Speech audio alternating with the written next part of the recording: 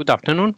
This presentation is about an eDelivery development in Italy, and I will explain what is a lesson learned for the other markets. Was an Italian project, and using standards makes this project important and the result usable for other contexts.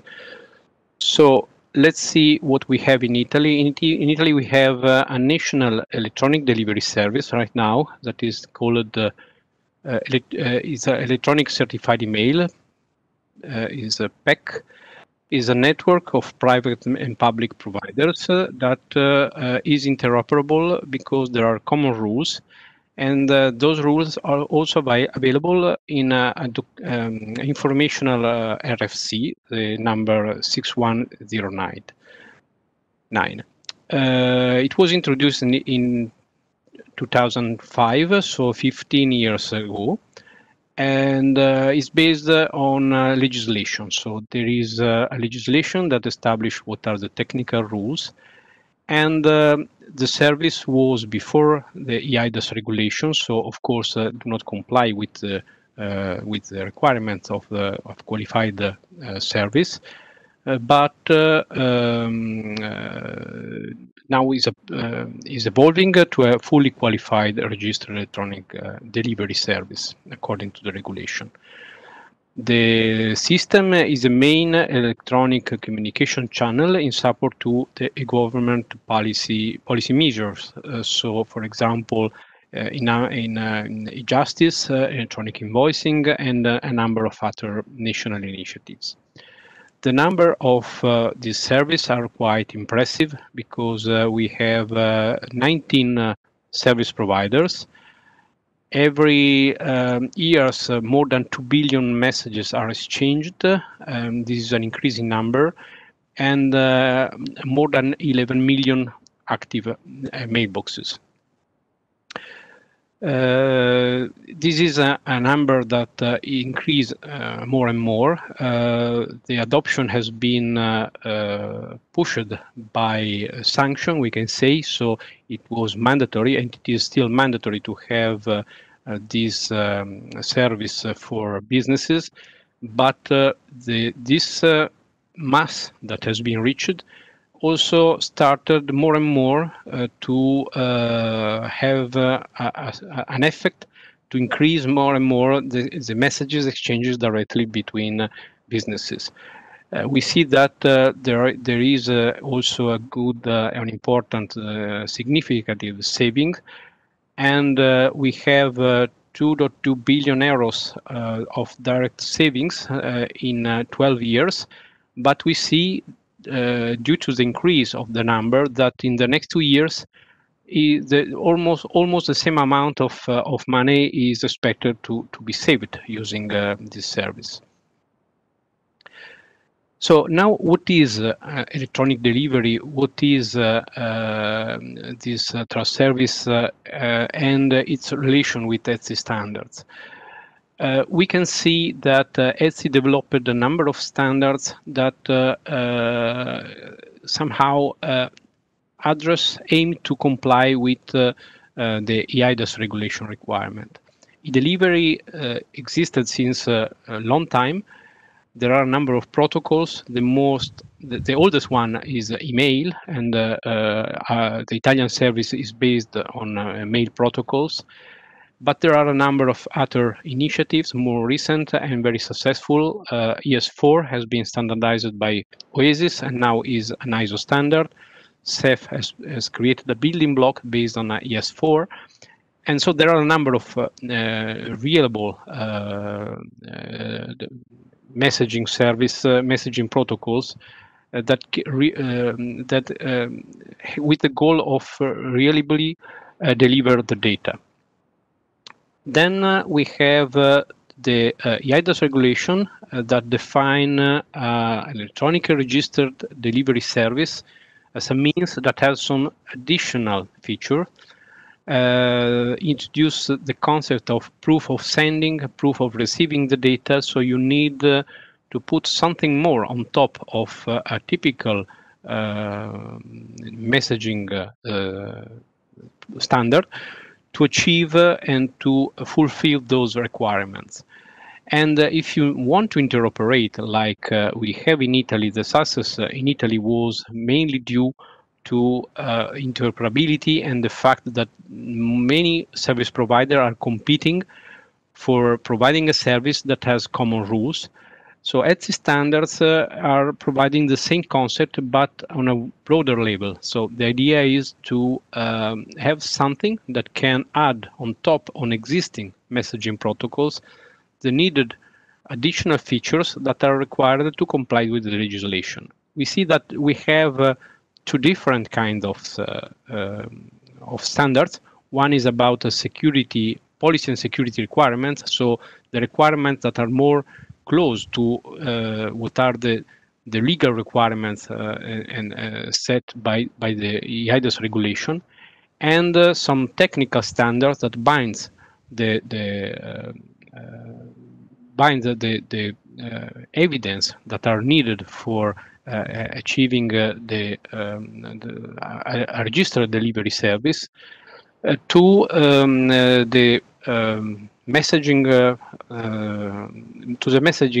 protocols that already exist. So on top of the existing standards, the existing standards are not creating a new way to a new delivery service, but they are providing the way to add the specific requirements that are needed for the to comply with registered delivery services on top of existing protocols. And there are mainly two different kind of protocols. One is we can say the general eDelivery like ES4, and email delivery that can also be an electronic delivery, but is based on mail protocols. So we have different standards in relation to those different aspects that has to be covered. So if you want to have a registered email service, then you choose the related policy and security requirement and the related binding protocol standard, and the same for the electronic delivery. So coming back to what happened in Italy, we decided, and this is part of the actual legislation in Italy. There is it is foreseen that the Italian service has to evolve to a fully compliant, qualified registered delivery service, so to eIDAS trust service. This evolution has been decided to happen complying with its standard.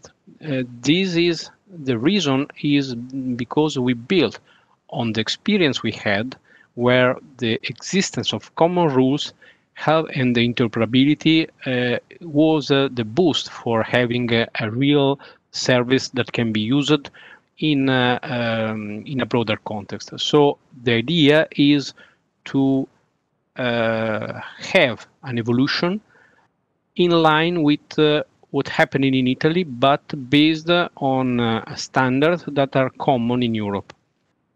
So a working group has been established in Italy to analyze the ETSI standards. We found that it is possible to evolve our service using RAM, so the standards related to electronic mail, because PEC is based on electronic mail protocols.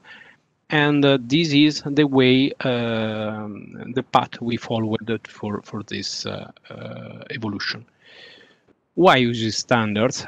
As I said, there are a number of reasons. We can see the most important one. So promoting a baseline interoperability and a fair competition of added value is a clear added value for users. And this competition between qualified trust service provider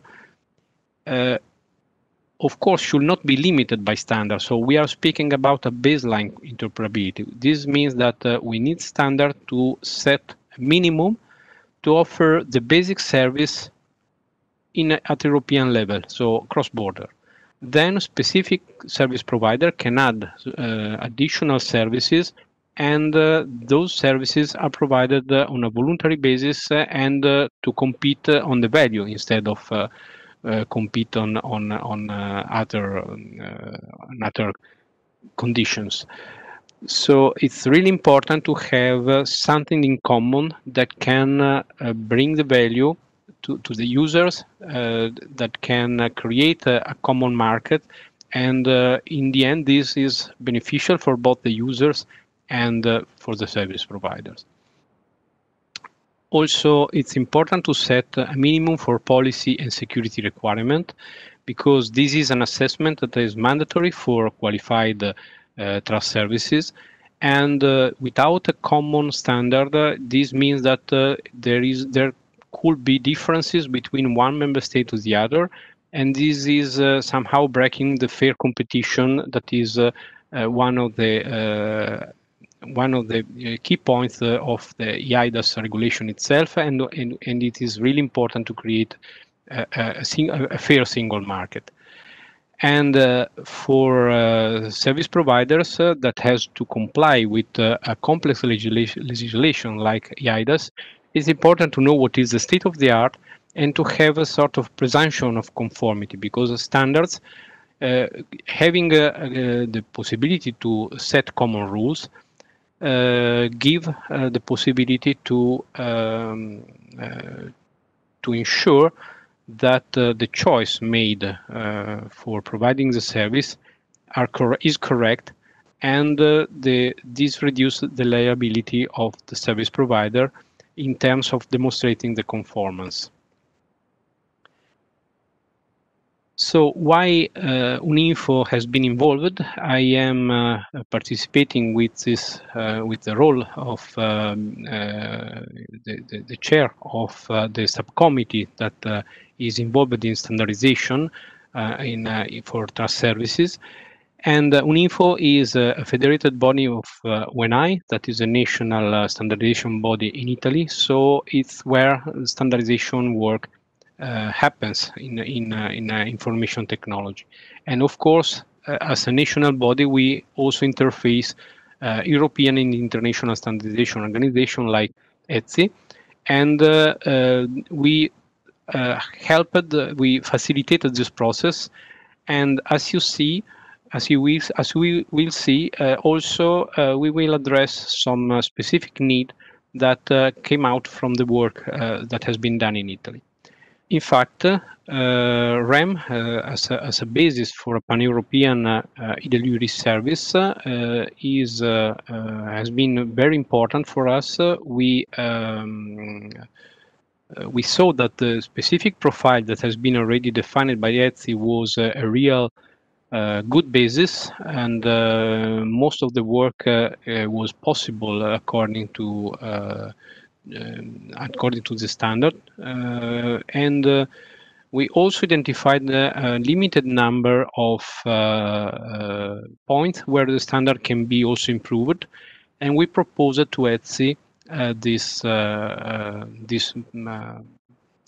possible improvements. And the work started already to introduce those small changes that we think are necessary to maximize interoperability, because this was since the beginning our most important goal, to have something that can really be interoperable at the European level without any specific additional effort, other than complying with the standard, of course.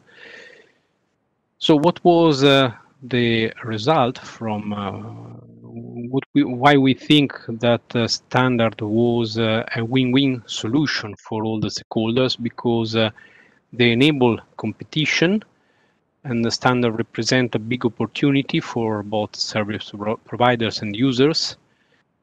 And setting the minimum agreed requirements, setting the minimum requirements standard set the basis for a fair assessment and supervision, and ensure security and interoperability. The standard support policy neutrality and effectiveness in supporting the digital transition goals. And standardization is, in the end,